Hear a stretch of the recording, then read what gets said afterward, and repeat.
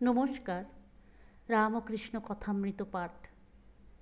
দক্ষিণেশ্বরে গুরুরূপী শ্রীরামকৃষ্ণ অন্তরঙ্গ সঙ্গে। প্রথম পরিচ্ছেদ।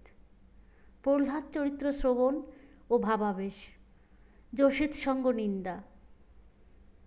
ঠাকুর শ্রীরামকৃষ্ণ দক্ষিণেশ্বরে সেই পূর্ব পরিচিত ঘরে মেঝেতে বসিয়া প্রহ্লাদ চরিত্র শুনিতেছেন। বেলা প্রায় 8টা হইবে। শ্রীযুক্ত রামলাল ভক্তমাল গ্রন্থ হইতে প্রহ্লাদ চরিত্র পড়িতেছেন। আজ শনিবার, অগ্রহায়ণ কৃষ্ণা প্রতিপদ, 15ই ডিসেম্বর 1883 খ্রিস্টাব্দ।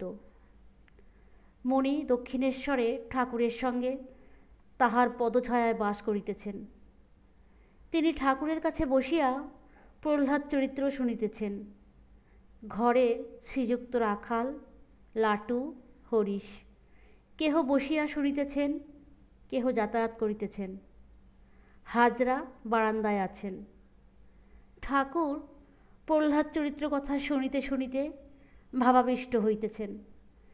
যখন হিরণ্যকশিপু বধ হইল, নৃসিংহের রুদ্র মূর্তি দেখিয়া ও সিংহনাদ শুনিয়া ব্রহ্মাদি দেবতারা প্রলয়াশঙ্কায় প্রহ্লাদকেই নৃসিংহের কাছে পাঠাইয়া দিলেন।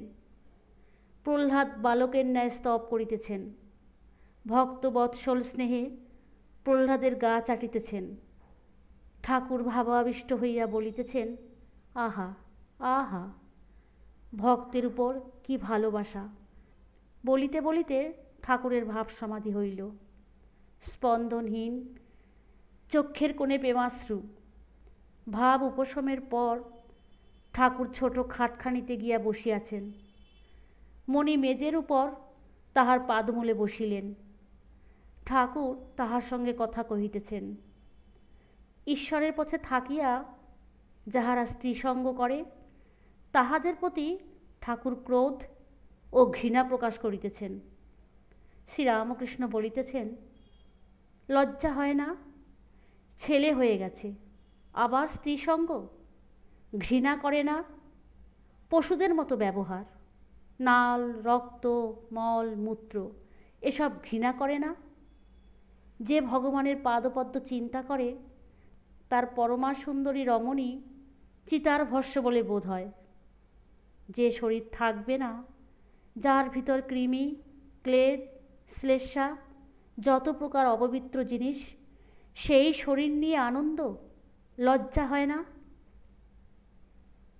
ঠাকুরের প্রেমানন্দ ও মা কালীর পূজা। মণি তিরস্কৃত হইয়া চুপ করিয়া হেট মুখ হইয়া আছেন। মণি তিরস্কৃত হইয়া চুপ করিয়া হেট মুখ হইয়া আছেন। ঠাকুর শ্রীরামকৃষ্ণ আবার বলিতেছেন, তার প্রেমের এক বিন্দু যদি কেউ পায়, কামিনী কাঞ্চন অতি তুচ্ছ বলে বোধ হয়। মিছরির পানা পেলে চিটেগুড়ের পানা তুচ্ছ হয়ে যায়। তাকে ব্যাকুল হয়ে প্রার্থনা করলে, তার নাম গুণ সর্বদা কীর্তন করলে, তার উপর ক্রমে সেই ভালোবাসা হয়। এই বলিয়া ঠাকুর প্রেমোন্মত্ত হইয়া ঘরের মধ্যে নাচিয়া বেড়াইতে লাগিলেন ও গান গাহিতে লাগিলেন। সুরধ্বনির তীরে হরি বলে কে, বুঝি প্রেমদাতা নিতাই এসেছে। নিতাই নইলে প্রাণ জুড়াবে কিসে। প্রায় 10টা বাজে। শ্রীযুক্ত রামলাল কালীঘরে মা কালীর নিত্য পূজা সাঙ্গ করিয়াছেন। ঠাকুর মাকে দর্শন করিবার জন্য কালীঘরে যাইতেছেন। মণি সঙ্গে আছেন। মন্দিরে প্রবিষ্ট হইয়া ঠাকুর আসনে উপবিষ্ট হইলেন। 2-1টি ফুল মার চরণে দিলেন। নিজের মাথায় ফুল দিয়া ধ্যান করিতেছেন। ঠাকুর কালীঘর হইতে ফিরিয়া আসিয়া তাঁর ঘরের দক্ষিণ পূর্ব বারান্দায় বসিয়াছেন। বেলা 10টা হইবে। এখনও ঠাকুরদের ভোগ ও ভোগারতি হয় নাই।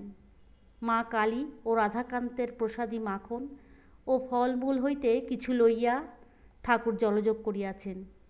রাখাল প্রভৃতি ভক্তেরাও কিছু কিছু পাইয়াছেন।